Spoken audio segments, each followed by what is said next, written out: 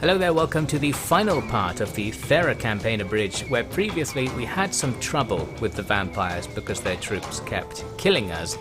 But off the battlefield things went well. We took down a few of their isolated very small armies and took one of their key cities as well with some sneakiness.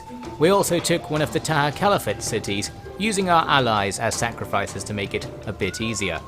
Now it's the Dracula turn, and what I wanted to see was whether they would break my siege of Castle Dracula.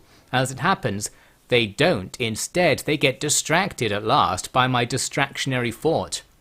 So one of their main armies now wastes time laying siege to a fort where it doesn't really matter what happens to the guys in there. And we're going to have more freedom of movement to attack the guys in and around the nearby city instead. We did have that city under siege, but I lifted the siege and then just stood outside it because I'm in their zone of control, leading to this battle where they can come out and try to kill us all, but we retreat and they don't follow up. So that's the end of the enemy's turn. It all went pretty well, and now we're in a good position. Against the Taha Caliphate, we've got one siege up there at the top of the screen, and we're setting up for another cannon attack. Our army with the cannons in it is stalking this lightly defended enemy city, so we'll just fortify near it, and if the opportunity is still there, we can take it next turn. Now we can finish off Castle Dracula, because after my spy plan failed last time, we've now built a ram or something so we can auto-resolve what's inside. That's simple enough. And boom, now Dracula only have that one city left on this continent. We seem to have lost to them a fair few times, but we've gradually kicked them out of the game. We're now in a pretty good position. And now I'm actually going for a siege draw out on that city. It's a bit of a confusing mess, but basically we have one army going up against actually only a few enemy units, perhaps half a stack's worth of troops. But the balance bar is still kind of even, because again the enemy troops are just better than ours. It's not too bad though, not the spammed Blood Knights we saw before, just a few Blood Knights, perhaps an amount we can deal with. They did take me by surprise in this one, because while I was walking around, ready to walk around the entire map to approach the enemy from another direction or something, they suddenly attacked me while I was totally out of formation, so we have to stop here and try and get all of our billions of archers to shoot down these gun cav. We'll certainly win that fight if we can get them firing, and soon enough a few arrows start going out. In the meantime, everything else will quickly form lines. We're sort of on a bit of a hill, so if the enemy just want to run at us, that's okay I suppose. It's at least taking the enemy off their hill. Now we can see their faction leader lining up with all of his heavy cav. We're going to focus our guns and crossbows to try and damage him. Everything else probably won't have too much luck. Handily he is standing there or walking very slowly towards us, so no big trouble. If they just charged into our front line, we'd no doubt take enormous casualties. Well, they're eventually going to hit our front line, but not very hard. They were very generous to us here. They end up just trotting and not charging into these Braves. The Braves still get flashy numbers death because they suck in melee combat. But that could have gone way worse. They have Blood Knights as well that also didn't charge us, so that's ideal. We've gotten away with it. Now we'll use our numbers to start surrounding the enemy, and our millions of archers will pick off everything that can be killed by arrows, all of the not Blood Knight stuff. Our own cav are driving away the enemy's ranged units. I think the enemy's Blood Knights there are just not engaged. They're sitting in the middle of the battle doing nothing, so that's perfect. Here I'm trying to get the Braves to throw axes into the enemy general, but he actually starts retreating because he's been so bombarded by arrows and attacked from multiple sides. So that's ideal. Now I'm going to send my general to be dedicated to hunting down the enemy general to try and get the kill. We certainly need the kill if this siege draw out is going to work. So off they go. And now we focus down everything else. We do kill all the killable stuff and then start gradually trying to kill everything else with sheer numbers. We can spam them quite a lot with arrows, which doesn't do all that much, and theoretically our guns can shoot the enemy, but you can tell by the ammunition bars these gunners don't work. In particular, the Dracula gunners I've noticed are even worse than our usual Greystokes infantry for actually firing at stuff, so they don't do all that much. Now and again we grab a kill, and we're able to rout and kill like some of the enemy, which eventually ends the battle since everything else is dead. And now we just need to hunt them down and finish them off to the extent that we can get the siege draw out. Here we are a bit later, we've killed their general, we killed a bunch of stuff, and our casualties weren't that bad. So that's just what we need, a decisive win right here. We actually didn't take the settlement, which is really annoying. I thought that was going to be the end of the war effectively, but we don't have any of our wall-breaking units nearby, or nearby enough to come and attack this turn. So there is still the danger that the enemy's armies at large could try and take us down. A couple of those armies are up here to the northeast, where my armies that were at the northeast end of the continent are on their way to the battlefront. This is a situation where it would be nice for us if we could just not be attacked for one turn at least. And as it happens, I am finally able to get that peace treaty with the enemy, perhaps because we killed their faction leader recently or something. So, now there's going to be a ceasefire, probably not a very long ceasefire. All we need is to consolidate our forces and stack up 5 or 6 armies to finish the enemy off with confidence. So we'll arrange that. In the meantime, the Taha war continues. And we're actually being attacked here because the 2 armies I had besieging this castle aren't next to each other, so they can't reinforce. That was stupid. We end up with the enemy having the advantage in this battle, although they don't have very many troops. I think it's just because we have tons of the Mesopech troops, which have very low stats. However, this battle proved to be easier than I thought. Firstly, we're uphill from the enemy. Secondly, their first group attacked without waiting for the second group, so that's absolutely ideal. Going to make this real easy. We're going to direct the gunners to prioritize shooting at the elephants, and because I haven't moved, because we're just standing in our initial deployment position, this massively increases the extent to which the gunners will fire at things. And in fact, we completely annihilate the elephants. They either rout or run amok at a distance, and then they just start killing some of their own infantry. Our archers take down the small amounts of enemy infantry that were attacking our position. And that's the first half of the battle pretty much over. Looks like we killed their general in the mess. Our advisor chastises the enemy general for riding a pony into war. Well, he should have looked a bit closer in this case, but he's got the right idea with the chastising. Next, a portion of their second army comes over. You can see on the minimap, some of them are still chilling back where they came onto the map. Just a few units came over, some infantry. Well, we can just stand here on the hill and shoot them with 10 units of archers. They're not going to make very much progress against us, and if they do make it to our lines, I've got some sacrificial infantry out front to hold stuff in position. Then, after they die and a while longer passes, the elephants in the second army come over to fight. A bit of inspecting reveals our guns are nearly shooting. About half of them are shooting, the other half are just waving their guns about or aren't doing anything. Well, that's better than usual. So yes, now it's just 1 unit of infantry with no shields who'll die to the archers, and some elephants who go the same way as the original set of elephants. They just get shot down at a distance. This time though, I'm going to be a bit more thorough about finishing them off, because even if they run amok, that doesn't count as routing or anything, so you don't win the battle if there are elephants running amok on the field. Meaning I had to go around with the gun cav and gradually kill them all while trying not to have the elephants run amok into the gun cav. Well, it all worked out in the end. We take down everything there, and that's the end of that fight. We absolutely annihilated them, barely any losses even with this relatively weak army. An ideal battle. We will be able to take the settlement as well because of that, although not right away because that happens at the end of the Taha turn. And they've got some other stuff for us this turn. They're setting up a couple of sieges. In both cases, it's sieges of places where I've got tons of troops defending the inside, so not too worried about that. And of course, in both cases, we can likely reinforce with something else if we need to.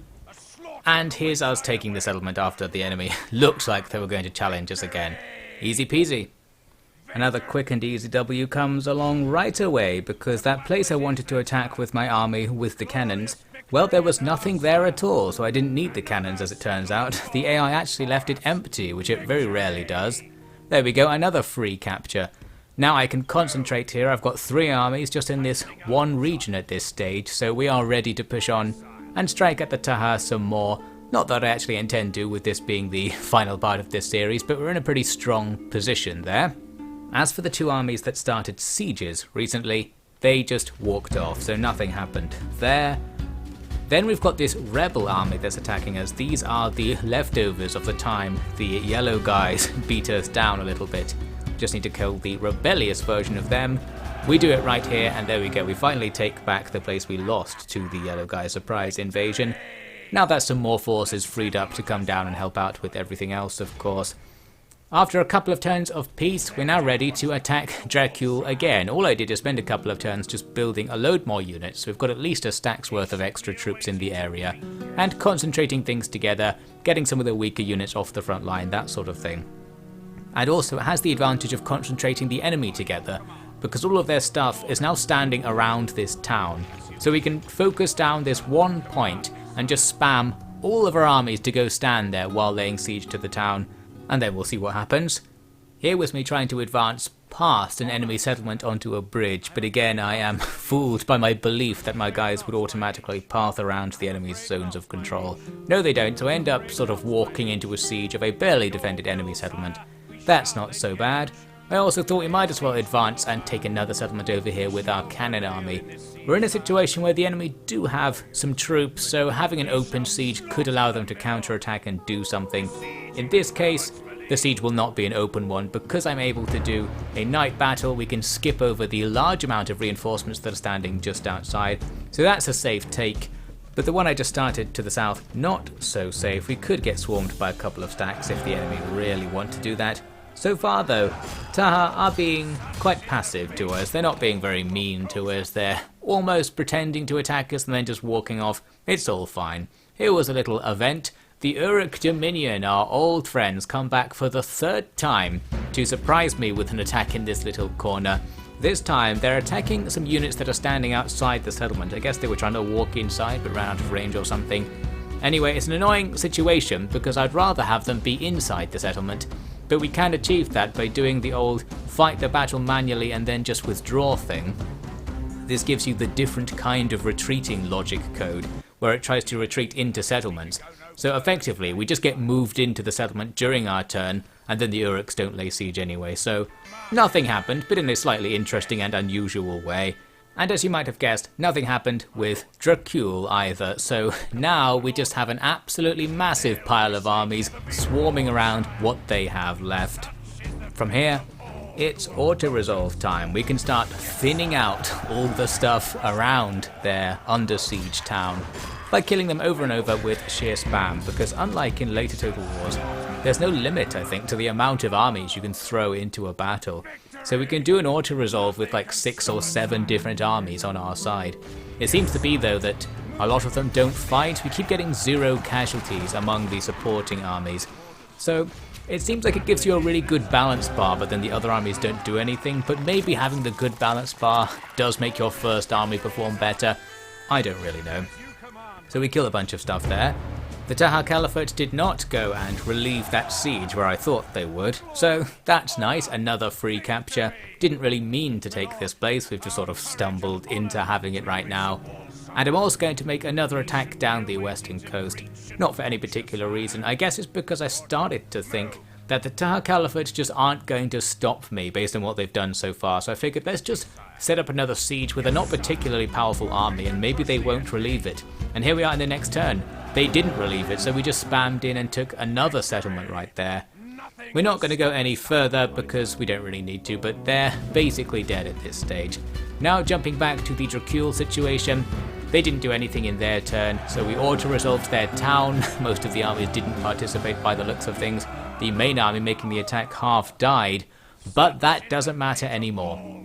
We've moved on in and finally we've kicked them off this island, which was completely pointless, but it's just what we've been doing in this campaign for some reason. They've still got an army in the field, so we just swarm that army with everything and kill them as well, and that's going to be the end of that.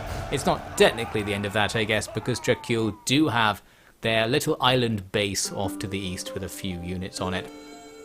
But that's what I was hoping to achieve. I've gotten them off of their main island, and we'll just say the war's over. Maybe we could get peace with them if I could be bothered to send a diplomat, but I can't. So we haven't actually completed the campaign. We might even be nowhere near completing the campaign for all I know. We need to take out the Holy Order of the Pale Knight, and we need to capture some extra places, including the Vatican. Haven't seen any of that, so I guess it's doable, but we're not actually going to do it. There's a quick look at our family tree. It's actually pretty gigantic because I've been adopting every general who I had the chance to adopt, so nice and safe, but unlikely to get taken out due to the family being destroyed. And here's a final look at the scores. Well, it looks like we're dominating. Of the top 5 factions, we are in first and by an enormous margin. There's the Holy Order of the Pale Knight. This is my chance to spy on them. We didn't see them at all in this campaign, but apparently they've got a very low score. So I'm guessing they're just some minor faction somewhere on the right-hand side of the map or something. We need to go find them with ships and naval invade, but I can't be bothered. Only one faction matches us militarily. I think it's the Gaelic-style faction that we also haven't really seen. Everyone else kind of sucks in comparison to us. Territorially, we are absolutely dominating, which means we can dominate financially if we get rid of some of our troops and start upgrading all of our towns. I haven't made a building in a very long time. In theory, we could steamroll our way to having even bigger armies. But yeah, we're not going to do that. I'm just going to stop the campaign here. This is where I decided to stop. We probably could have finished off the Taha Caliphate, but I didn't really want to. So that's the end of the Thera campaign. Let's just say we won. We absolutely obliterated the hold 10 regions part of the victory condition, holding something like 60 in the end. So let's just say that's enough overkill on the region count to make up for not doing whatever the actual objectives were meant to be. That's the end of that. Thank you so much for watching all the way to the end of this series. I think next after this I'm doing Rome 2, playing as Sparta, so check that out for the next Abridged series. And if you have other suggestions for things to do, or other things to do in Medieval 2 as well, since there are plenty of mods out there and stuff, and I'm always hearing about new ones, do spam that in the comments as well.